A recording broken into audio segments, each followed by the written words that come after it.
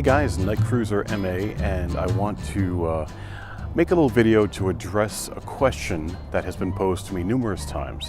One of my least popular videos was the GMC Yukon is great and it's going back. The seats in that car were just horrendous for me. It was a really bad experience for my back, and I was in pain every time I drove it. And so I returned it, and it was a leased vehicle, so I had to pay the difference between what it was worth and what I owed on it, which wasn't terrible because I'd put a good down payment on it, but still I lost money, obviously. And I know these are all first world issues, and I get that, and people have made that very clear. I do get that, I understand that. But people have asked me several times since then, so great, you returned that, what did you replace it with? And I have two answers, and I'm going to give you the first one right now. So the first thing I replaced it with is an Audi Q7. And this vehicle is, you know, the European version of a full-size SUV. And I bought this because it's comfortable. It's very comfortable to sit in. It doesn't have nearly the cargo capacity of the Yukon. In fact, as you can see, you know, limited space compared to the Yukon XL. If I fold down the second row of seats, I could get a decent amount of stuff in, but I was always just cramming, and I was trying to figure out a way to maybe not carry certain things to shoots, and it became really a pain in the neck. But it was very comfortable to drive, and my wife liked it. She could get in and out of it fairly easily, and she thought the seats were comfortable. So I've got it. I don't know how much longer I've got it for, because I may end up trying to sell it. I'm not really sure. I can't use it for cargo. It's just too small for my needs anyway. So this thing has got a lot of different features. I'm not going to go into all of them, but but I've had it for going on a year now. I think I got it in July of, about July of 2016. And right now we're in mid to late May of 2017. So again, you know, it's a nice vehicle, but I don't feel like I need a cargo vehicle if I can't fit everything in it. It's really not of great use to me. So essentially, I decided that YouTubing is something I really wanted to do. I mean, I felt like it was important enough to me to make a change and to put some, decent money into it, which means going into debt. And so I stopped using this to carry cargo, and about a month ago, I picked up something a little bit different.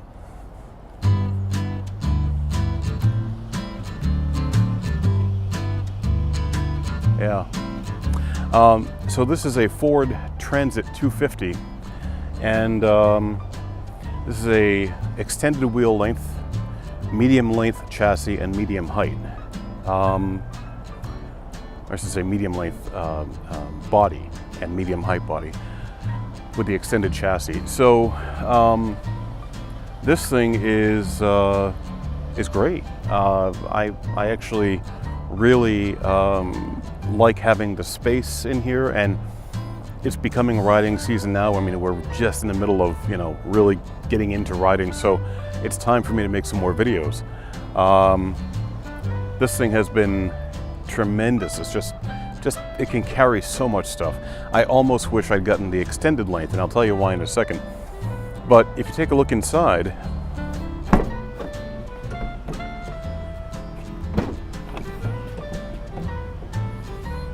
as you can see, I mean, there's just gobs of storage space in here. Just bunchies and bunchies of, that's what my wife says, bunchies of storage space. So let me talk about the cargo space here a little bit. This is kind of cool. I can't actually hop up in the back here because there's no grab handle, and I got short little legs. So I come in over here where there's a grab bar. However, even this is no picnic. Need to get some running boards on here, I think. So as you can see, this is actually really great for my height. I'm 5'7" or 5'8", depending on my mood. And if I were any taller, I think my hair, if I had any, would hit. But it's great because I can get my bike in here. But where's my gear? It's kind of sparse back here. So I think I need to fix that. I'll be right back.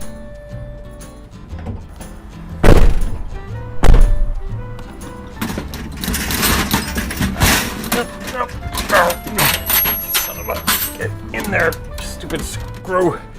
Yep. Oh, ow, that was my thumb. Okay, that hurt.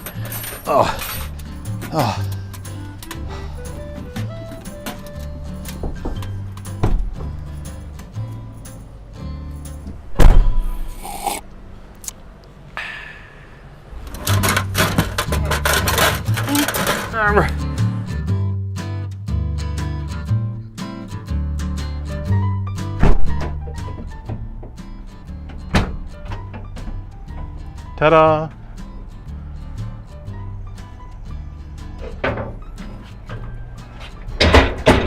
She's so much stronger than she looks. Thank you very much.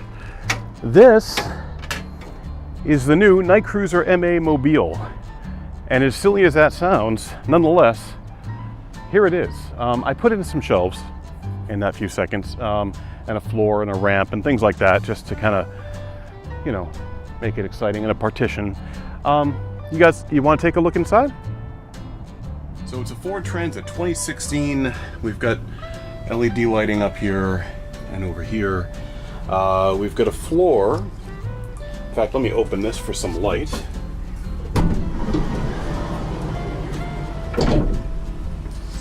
So we've got a rubber floor that's over 3/4 inch plywood. We've got a Adrian steel composite partition here. So let's start at the front here. Let me just back up a little bit here without killing myself.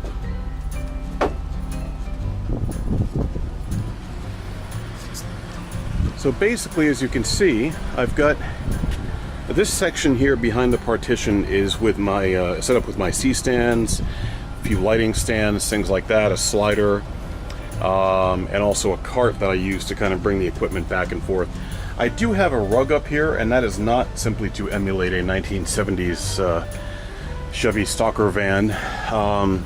The rug is actually to keep all of these C-stands from just clanging against the metal side of the van, and it's literally just Velcroed up there. Starting at the top here, we've got kind of my junk shelf here. I've got my my Zoom H4n Pro, which we just affectionately call the Russian microphone for obvious reasons with the with the windscreen, and then just some various stuff up there. A few warm water bottles, just random stuff. Then I've got two smoke machines that I use, basically a low-lying fogger, and then a standard fogger there. Up here I've got essentially a diffuser. I've got some more lighting stands underneath here, a couple of tripods, things like that. Over here is my bag where basically everything ends up, all the stuff that I have no place for. My case number 1 here, which is full of camera bodies and lenses. Just a regular case for random junk that I have no place for.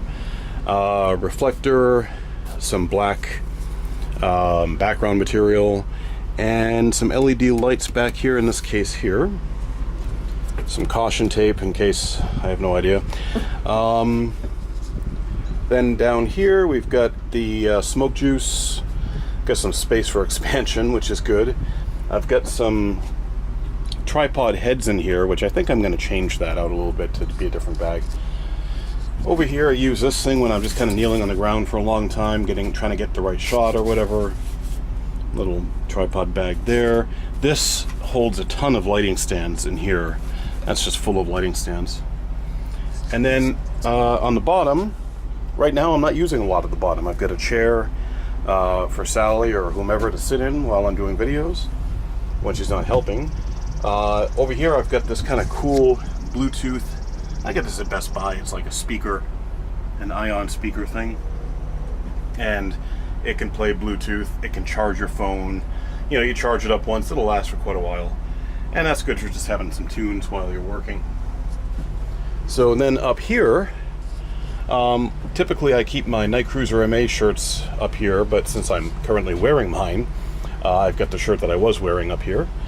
Thank you to my friend Sherry for sending me that shirt. Down here, I've got a cooler with some water and sodas and things like that.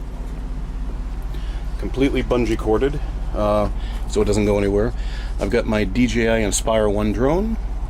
I got a couple of weights. I think this is around maybe 50 pounds total of weight, which is a counterbalance for my jib. And then a stool. Haven't found a great place for that yet, so it just kind of rolls around. Up here we got sandbags that I use for lighting. We got another case which is full of things like, well, I got my little walkie-talkie, full of things like teleprompter, my, what is it? My, I think it's my Inferno monitor that I use, and just, you know, other various doodads and stuff. Up here we've got the jib, and then the rolling stand, the rolling tripod essentially here with that.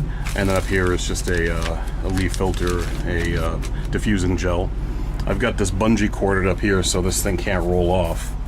I've considered just moving this stuff up here so I can get better access to this case. But for right now, this is working fine, and I can attach this with a bungee cord up there, which I don't really have a good place down here to do it with.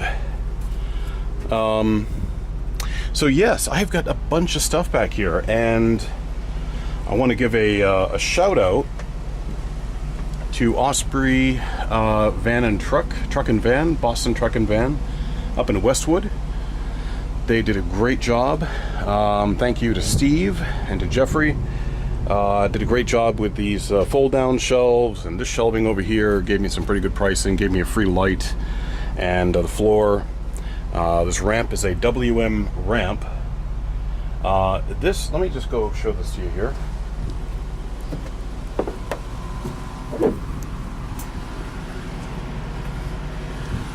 This also has full floorboards along the side here.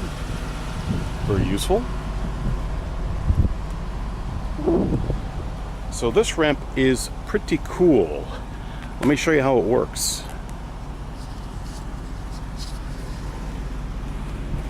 So essentially, once you've got this ramp down, the goal of the ramp is for me to be able to fold up these shelves and then ride a bike in, tie it down. I've got some E-track along the sides that was given to me for free. So basically ride it in with those shelves folded up, and then strap it down and take the bike to some location, some cool location, to go do a review of it, and then bring it back, and not have a million miles on it because I wanted to go out to a mountain or a lake or whatever to do the review. So this ramp is pretty good. It has a few flaws. WM is not the easiest company that I've ever really had to work with, but it's, you know, the mounting of it is a little bit sketchy. Osprey actually did quite a good job of reinforcing it with plates in order to get it to not sag as much as it was. So yeah, so I've got that. Let me fold this up here. And this is a gas assist. So basically, I mean, it weighs 300 pounds, but we're really only exerting maybe 30 pounds of pressure. Got a couple of straps you can put on here, like so. And that is it. You close it up. Voila, one more feature. So let's say that you are at a shoot and there's no, you don't need the ramp. Maybe you just need to throw stuff in the back. What you can do, you can pull this out. Oh, I gotta take out the straps first. And you can pull this thing out. Let's do that.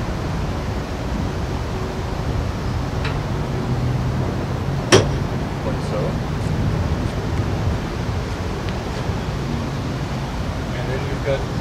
access to the back, the ramp swivels out the way. So, to me, this truck has been really good. One last thing to show you.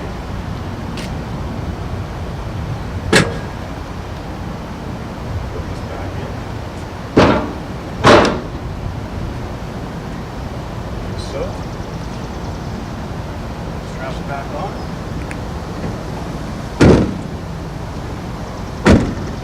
So yeah, check this out.